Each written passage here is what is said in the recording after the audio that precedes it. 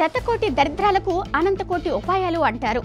Bird flu కారణంగా పశ్చిమ గోదావరి జిల్లాలో కోళ్లు చనిపోతే ఉభయ తెలుగు రాష్ట్రాల్లో కోడి మాంసం గుడ్లు తినడం మానేశారు జనాలు.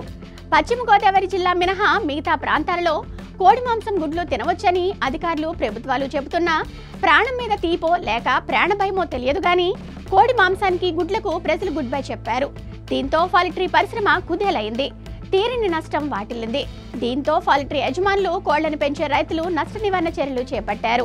బర్డ్ ఫ్లూ వ్యాప్తి జరగకుండా అరెస్టు చేశారని, చికెన్ తింటే ఎటువంటి ప్రమాదం లేదని చెప్పేందుకు గుంటూరులోని స్వామి థియేటర్ ప్రాంగణంలో బిర్యానీతో పాటు కోడి కూరను ఉచితంగా పంచిపెట్టారు.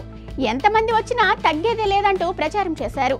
దీంతో ఆ థియేటర్ ప్రాంగణం వేల మంది జనాలతో నిండిపోయింది.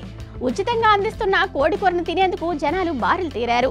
జనాభా ఒత్తిడి తట్టుకోలేక నిర్వాహకులు థియేటర్ గేట్లు మూసుకోవాల్సి వచ్చింది.